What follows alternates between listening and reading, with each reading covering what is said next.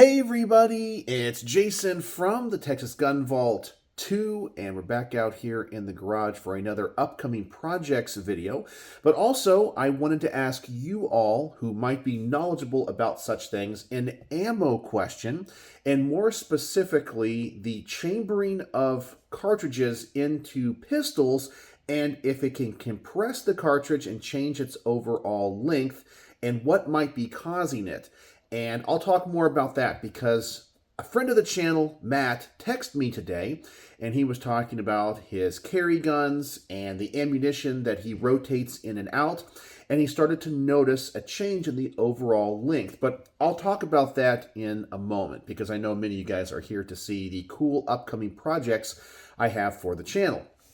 Now, I do want to say I have some awesome stuff here on the table, and I know that some people have been asking me to review some more affordable things as well, because as I am always saying, I am literally one of the most blessed gun YouTubers out there. I have one of the smallest followings, but I get to shoot and review things that even the biggest channels don't get to because I have amazing friends and people with amazing collections that I've gotten to know that, add me to their gun trusts so I can borrow NFA items, but also they lend me very expensive and rare and hard to find guns. But I also know that the gun community is wide and diverse, and a lot of times when I make videos on more affordable options, things that are more common, they do get more views, and often that can help a lot of people. So I kind of put out the call recently saying, hey, if you have something, if you're one of my friends that lend stuff to the channel for me to review, if you have something on the more affordable, more common side that I haven't reviewed and think it might make a good video, let me know. And a few people have reached out. My friend Jack number 1, he contacted me and said, hey, I know you don't like Kel-Tecs, but I got some Kel-Tecs. And I was like, yeah, I'll be happy to review them. I know I make fun of them a lot, and I like to quote what the Yankee Marshal says, Kel-Tecs don't need a break-in period, they just break, period. And I've actually had a few Kel-Tecs break on the range. I think they're poorly made guns, but I know a lot of people that love them. They have a huge cult following. And so I do want to give them a proper review. I do think I have reviewed one of his Kel-Tecs in the past. I think it's that weird pistol that's chambered in, is it 5.7, I think? But he has some other ones. So he's going to lend those to me the next time I see him. And I have another friend who follows the channel but has never lent any guns to the channel, but he's a very close friend. And he contacted me and said, I love Glocks. And I was like, I like Glocks too. He says, I have a few in my collection that I don't think you've done any reviews on. And he told me the model numbers, mainly the ones in 45. So I think he has like a 21, a 30, a 30S, a 36, and a 41. And I have done a review on the 21, but I haven't done one on I think it's the 3rd generation. I have to see which generation he has. I think I've done one on the 2nd generation. But it's one of the other generations, so that would also be a good video to do because I don't think I've done whatever generation he has. But the other guns, I have either never shot or ever reviewed. I did own a 36 at one point. It's the single stack. I don't even know if they even make it anymore. I don't really see it that often, but I had one at some point, but never did a review on it. I no longer own it. But anyway, so I'm going to be doing some more Glock reviews as well, and hopefully I'll be seeing him within the next week. And when I get those into the channel for a review, I'll make another video like this.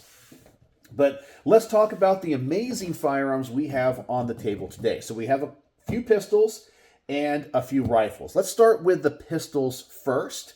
The first one I had only really heard about, and I guess because I don't follow like the double stack 1911 world all that much, even though I have done a lot of reviews on 2011s that will be coming up this year. It's, as I've mentioned in many of my videos, I have come to appreciate double stack 1911s and 2011 pistols, even though they might not have a place in my collection where my collection currently is, because I like to collect more, tactical guns and so forth. And 2011s and these types of race guns are more for competition. And I'm just not that type of shooter, but I have learned to appreciate them and I think shoot them well. And this one is not a 2011, but it's a double stack 1911. And we'll explain the differences here from Wilson Combat. Now, I have not done a lot of reviews on Wilson Combat firearms, but this one, I believe, is called the Division 77, and it says Project 01. And this is the metal box it comes in. It's like a really heavy box. So let's open this bad boy up and see what we get. So let me go ahead and show you the presentation first. So here's how it comes. I mean, Wilson Combat makes some of the nicest stuff. Not only do they make their own firearms, they also, not necessarily modify, but they like upgrade things like Berettas, and I want to say they do high powers, and they do a few other things. You know, you send it into them, and they have like complete packages. Their work is amazing. And even one of my friends, I think knows Bill Wilson personally. So I guess through that whole, 6 degrees of separation, I think I know Bill Wilson by a second degree. So anyway, let's take a look at this. It says here on the side, this is the, I guess, Project 1 is what it's called. And this is a double stack 1911 chambered in 9mm, but it's not a 2011, so it doesn't have that grip module you see.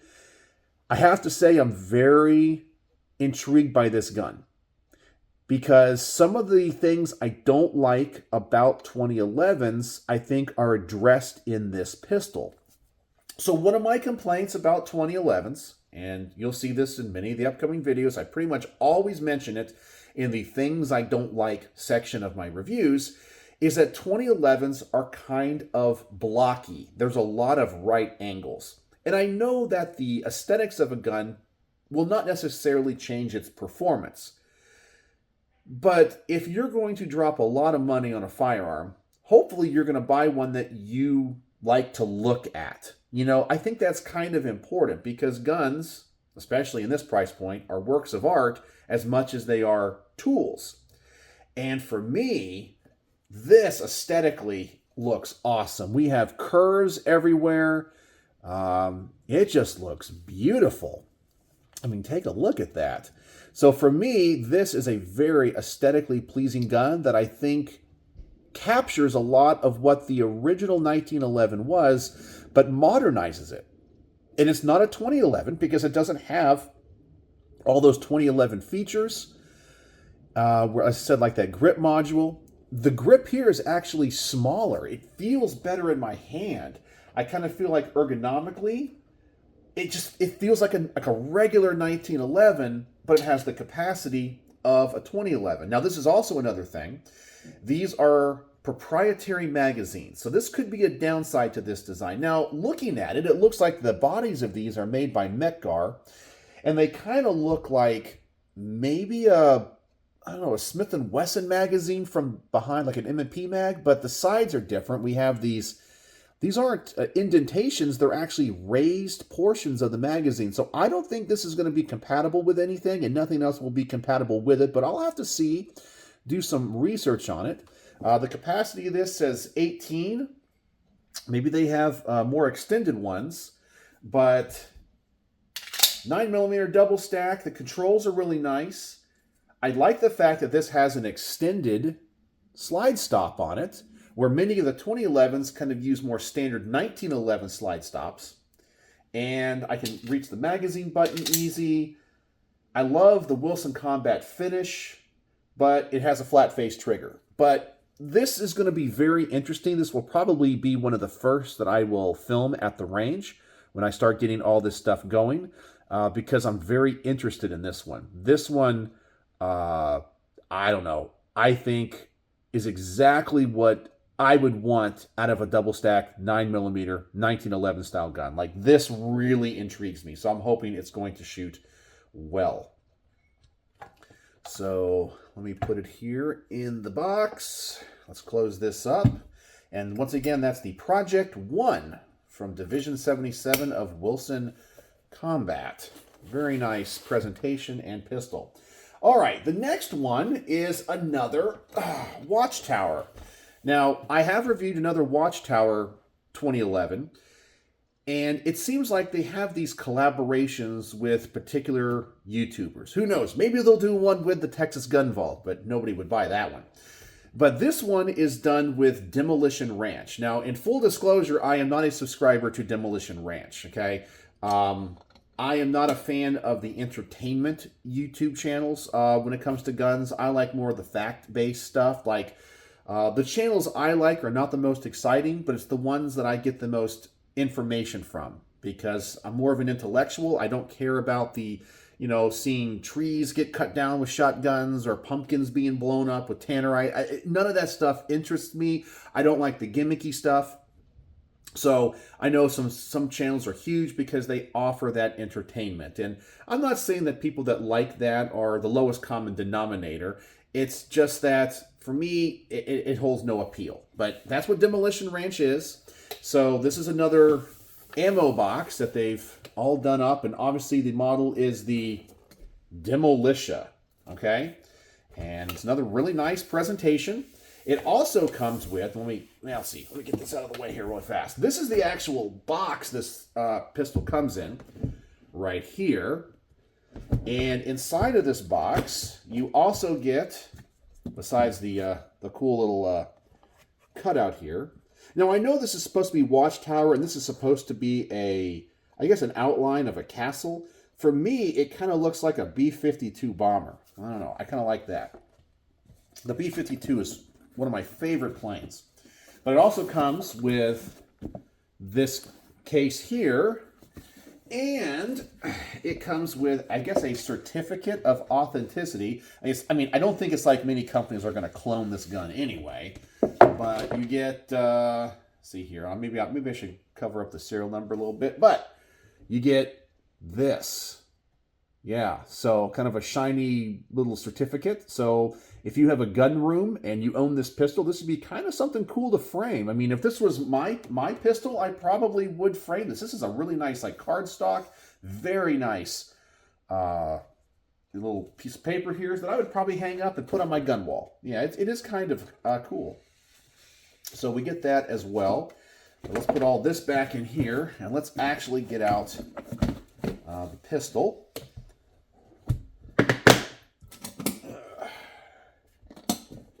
So let's open this bad boy up. And you do get also a challenge coin. So let me go ahead and show you the presentation of this one as well. So that's what you get in the box. I mean, yeah, this thing's nice. It's like unpacking a Rolex watch. It's really sweet. Okay, so here it is. It does come with 4 magazines, which I do appreciate. Now, this thing has a lot of compensation associated with it, because you got 10 ports on that. You can see that on the side of that bull barrel. We have a lot of lightning cuts and gold accents. Now, this is just going to be a personal preference thing. I prefer silver accents on a gun like this more than I do gold. I think gold is just a little bit gaudy. And if you know my personal style, gold is just not it. I don't wear gold jewelry, gold rings, gold anything. It's just not the color. I kind of feel like I like the concept of luxury, but I like it to be subtle. Okay? I really like it to be subtle. Where aspects of things I wear, like this t-shirt here, I probably bought at Walmart like 15 years ago for like $9.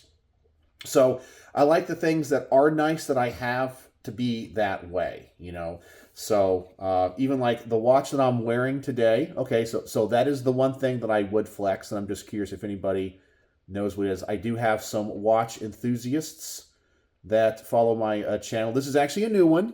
I'm just curious. I'll just give you that one right there. See if anybody give you a clue of what it is. Okay, so there you go. But everything else I wear, I wear like $30 tennis shoes.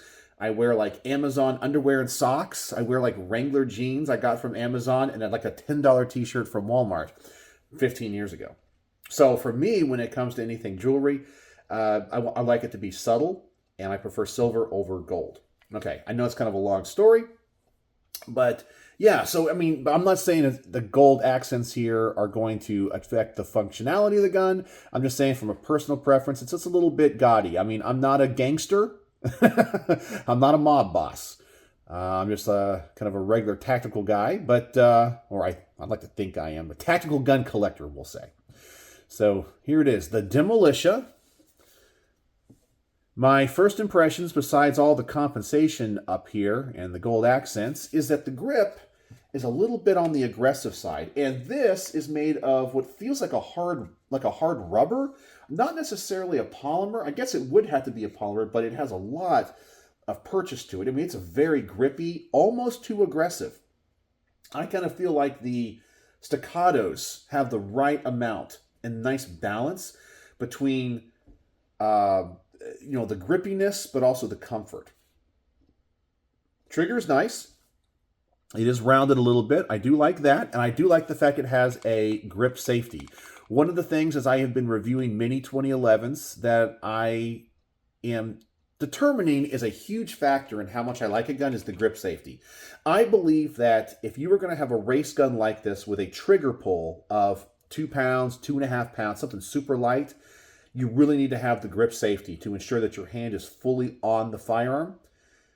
It's John Moses Browning's original design. Having it as part of the gun does not affect the trigger pull in any way, but I think it's an added feature because if your trigger is so light, having that grip safety could mean a lot, especially when you're holstering and unholstering the guns very, very, very fast with such a light trigger. I just feel like they should all have this, and not all high-end guns do. So there it is, the Demolitia 2011 pistol. All right. Let's put that guy back in the box. Oh, let me lower the hammer here. And move on to the next.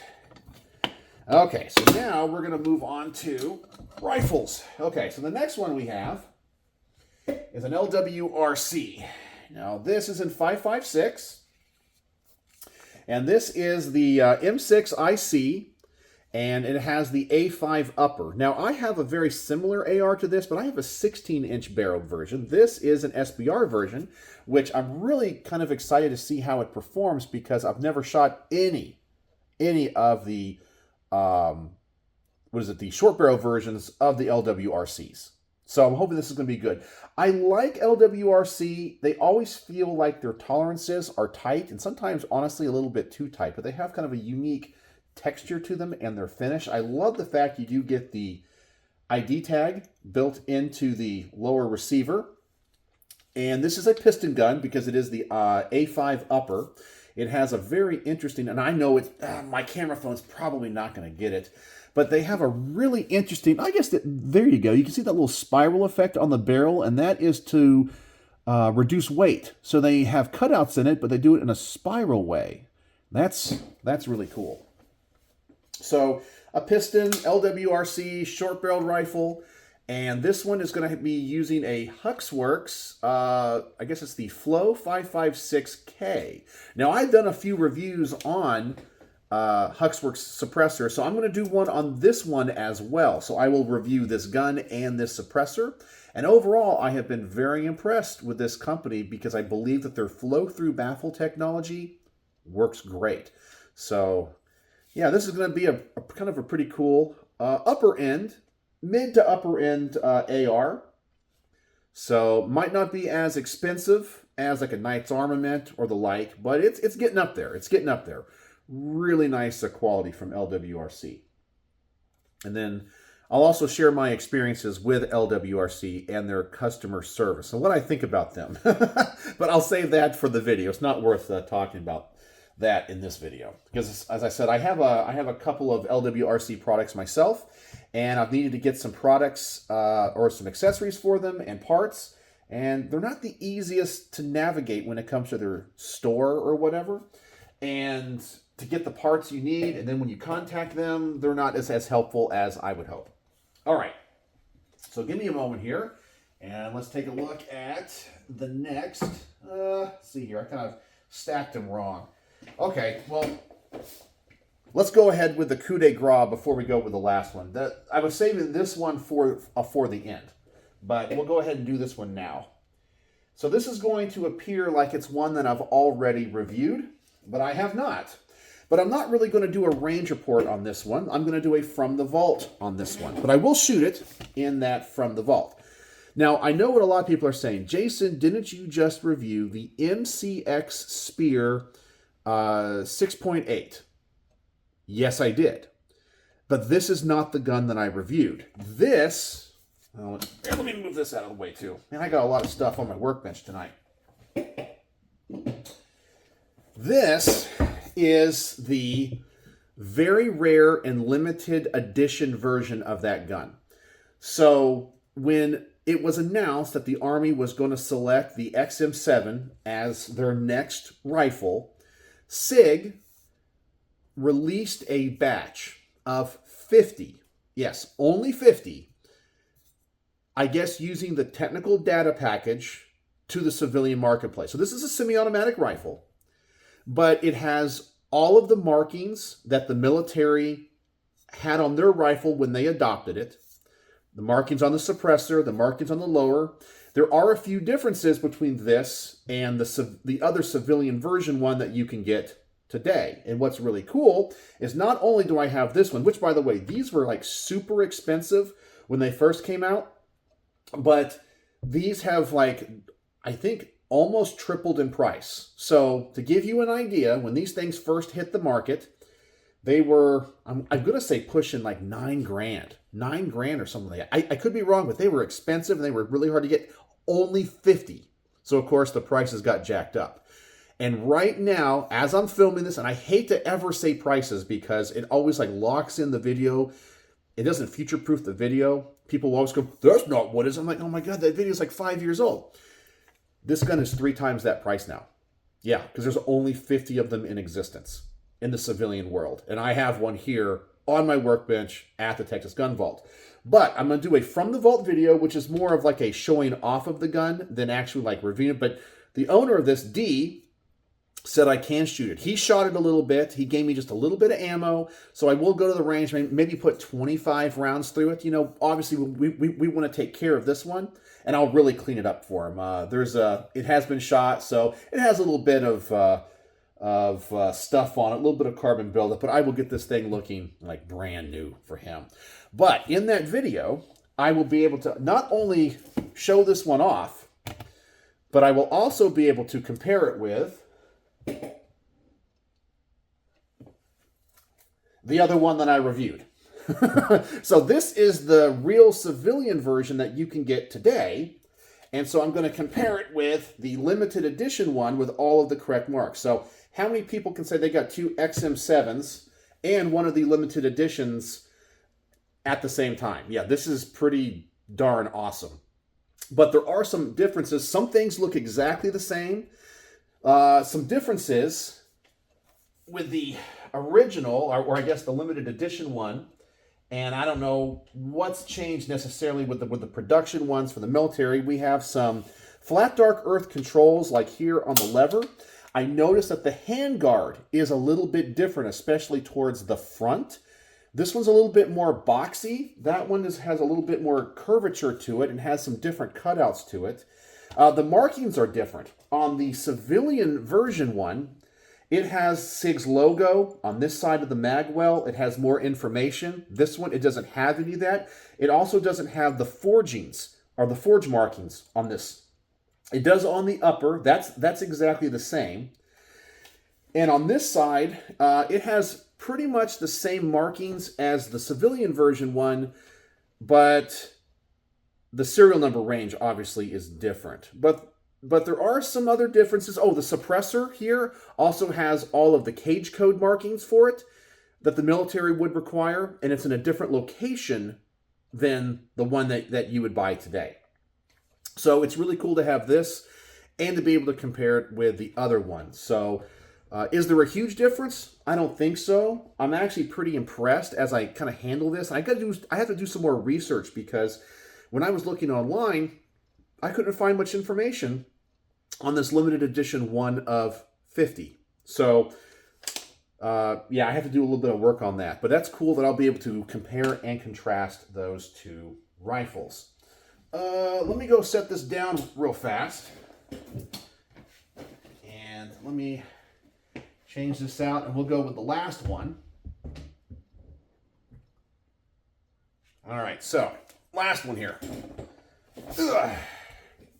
This is a Geisley. Now, I don't think I've reviewed a Geisley yet. Now, I have used Geisley triggers for a long time, but this is one of their in-house ARs, and this one is chambered in 6 arc.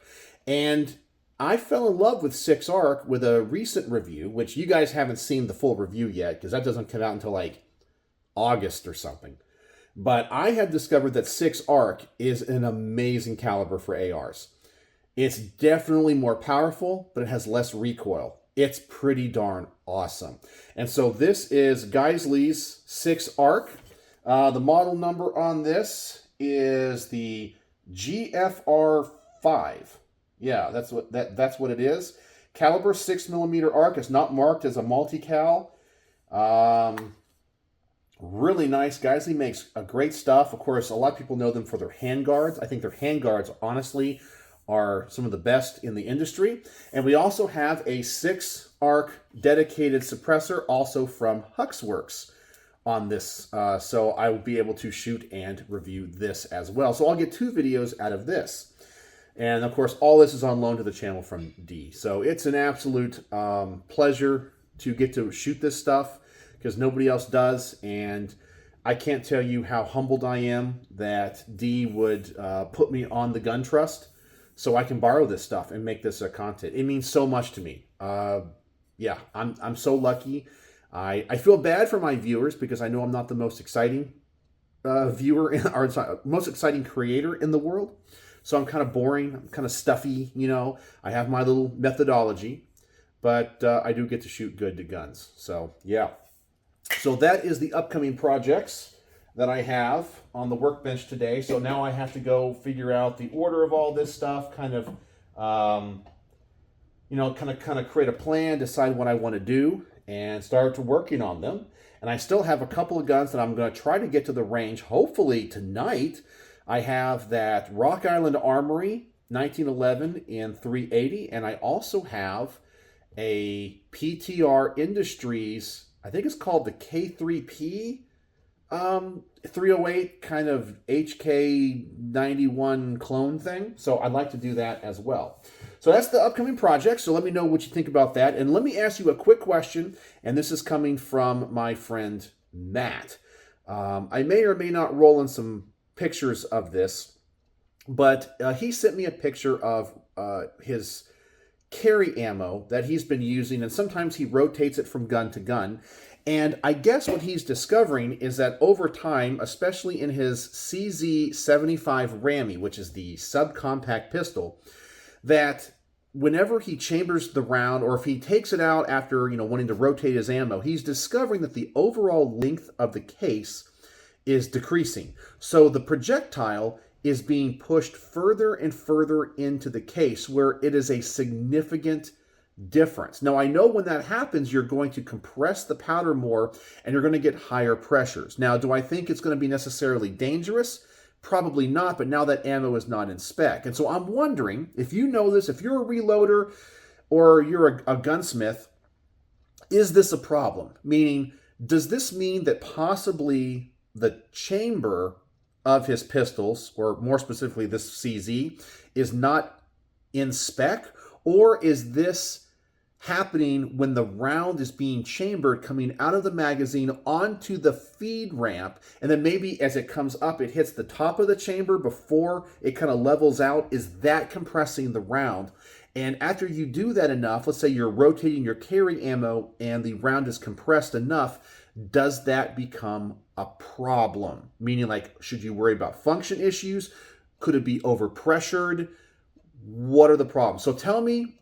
This is something I don't know about, so I kind of want to make a video about it, but I want to get all of the right information. So if you can help me with that, let me know. Tell me your experiences, especially, as I said, if you're a gunsmith or a reloader, what that's about. So that's all I got for you tonight. So the word of the day, if you made it to the end of this almost 30-minute video, the word of the day is going to be amazing. So use the word amazing in your comment, and I know that you're an absolute geek, nerd, and Texas gun vault dweller, because you can stand listening to me for this long. So Amazing guns. That's why it's the word of the day. So let me know what you think in the comment section below. And as always, thanks for watching.